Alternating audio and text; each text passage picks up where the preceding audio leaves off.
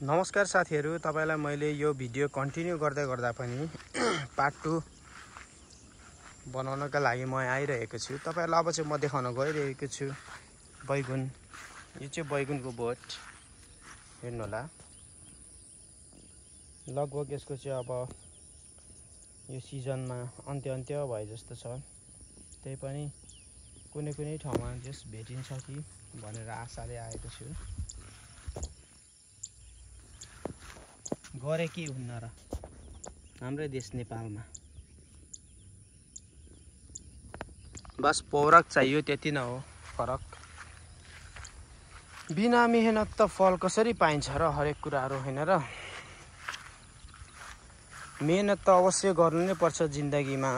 जब मेहनत गर्छ अनि मात्र मान्छे सफल भन्छ भन्ने उदाहरण यहाँ देख्न सक्नुहुन्छ तपाईहरुले। र यता माथिपट्टि बोडी रहेको छ, तपाईलाई मैले अगाडिको भिडियोमा नै देखाइसकेको छु। र यो सबै बोटहरु भन्नुहुन्छ भने बैगुनको रहेको छ। हेर्नु होला, फूल फुलेर अब फल्नलाई तयारी अवस्थामा रहेको छ।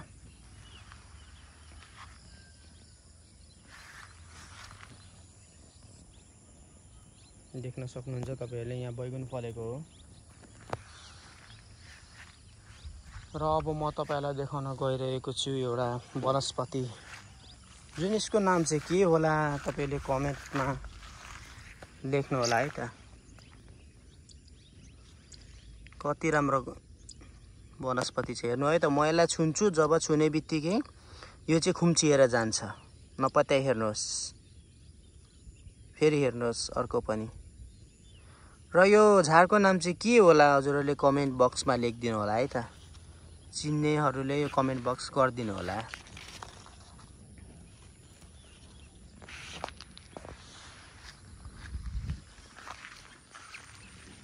र यहाँ चाहिँ घिरौला पनि छ।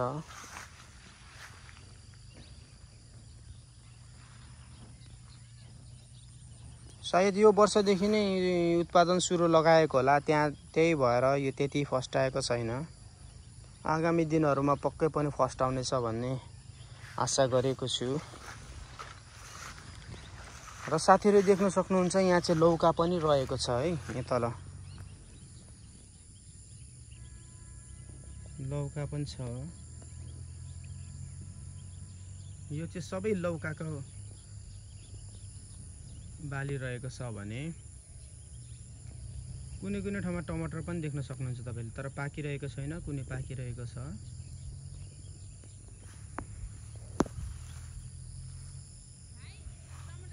हजुर दिदी, हजुर टमाटर। र हाम्रो दिदी आइसक्नु भएको छ यहाँनिर टमाटर टिप्नको लागि।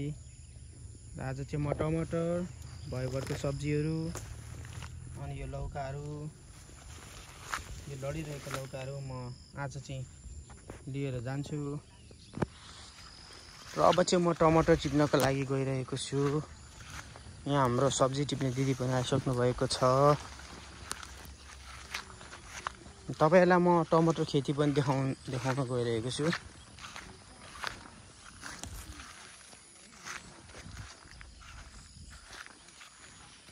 दिदी 2-3 किलो जति टिप्दिनु ल। 2-3 किलो जति टिप्दिनु ल। हजुर हुन्छ। र देख्न सक्नुहुन्छ तपाईले, यो चाहिँ टमाटर त्यति फर्स्ट आएको छैन अरे यसपालि, तर पनि छनौट गरेर हामी यहाँबाट लान्छौं। यतिको राम्रो नै छ टमाटर खेती।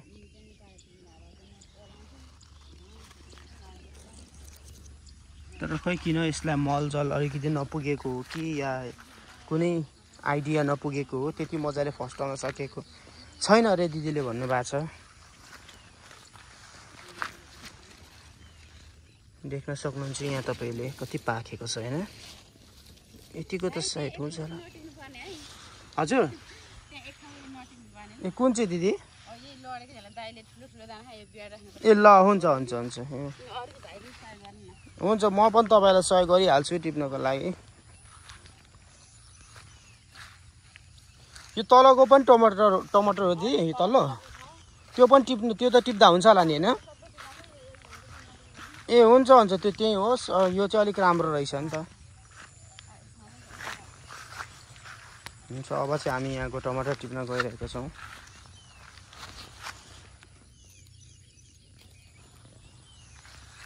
जहाँ देख्न सक्नुहुन्छ तपाईहरुले पाकेको पनि छ र नपाकेको पनि छ यहाँ चाहिँ है। म चाहिँ हल्का पाकेको र हल्का नपाकेको मिक्स गरेर टिप्दै छु।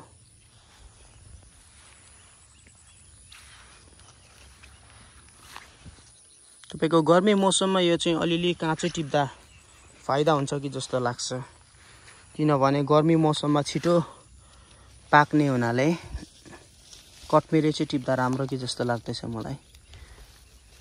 साथीहरु देख्न सक्नुहुन्छ तपाईहरु टमाटर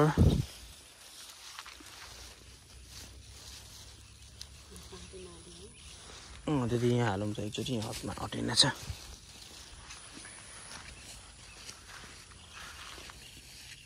दिदी अरु सब्जीहरु चाहिँ के छ? भिन्डी छिपिएको छैन?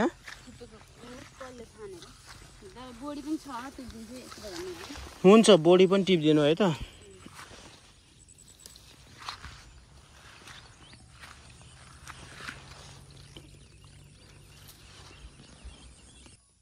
र साथीहरु कन्टिन्यू गर्दै तपाईहरुलाई म यहाँ भिन्डीको बोट देखाउन गइरहेको छु। आज चाहिँ म भिन्डी पनि लान्छु यहाँबाट। कति राम्रो राम्रो फलेको रहेछ। हेर्नुस् यो भिन्डीहरु, यो सबै खेतीहरु चाहिँ भिन्डी खेती रहेको छ।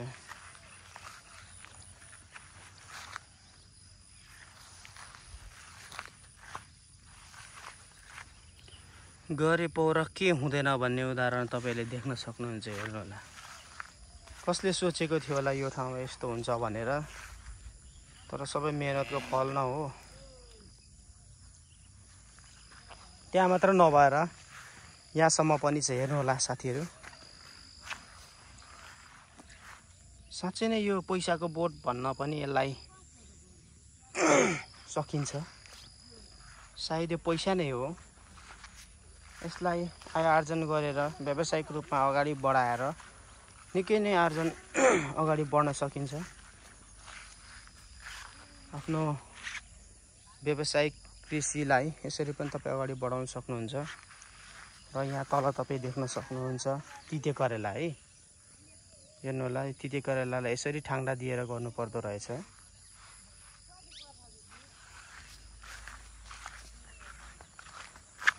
मान्छेहरुको मेहनतलाई म एकदम सम्मान गर्न चाहन्छु। हेर्नु होला, यस्तो ठाउँमा पनि यसरी करेला फलाएको देख्न सक्नुहुन्छ है त। यहाँ चाहिँ पाकिसकेको, कोही झरिसकेको छन् भने कोही चाहिँ भर्खर पाक्दैछन्। पाकेपछि यसको कलर पहेँलो हुने गर्दछ। हेर्नु होला, यो चाहिँ सबै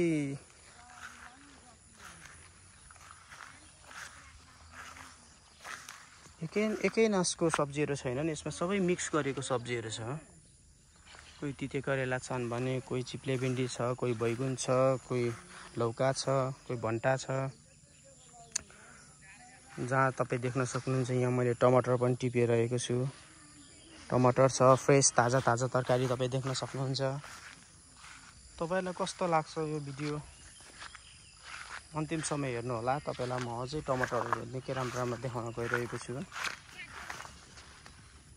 हेर्नु होला, यो अर्गानिक टमाटर तपाईले बजारमा किनेको र यहाँबाट लानुभएको धेरै अन्तर पर्दछ। बजारबाट कुन दिन टिपिएको हुन्छ, कहाँ के हुन्छ, यहाँबाट बोटेमा खान पाइन्छ यस्तो अर्गानिक सब्जीहरु। हेर्न सक्नुहुन्छ तपाईहरु, यस्तो अर्गानिक सब्जी खानलाई म यहाँसम्म आइपुगे।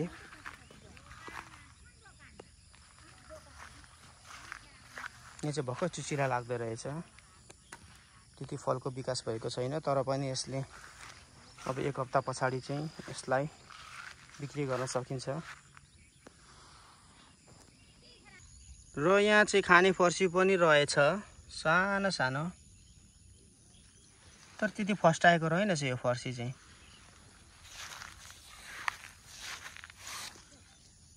निकै नै अर्ग्यानिक रहेको छ यो निकै नै मिठो हुन्छ होला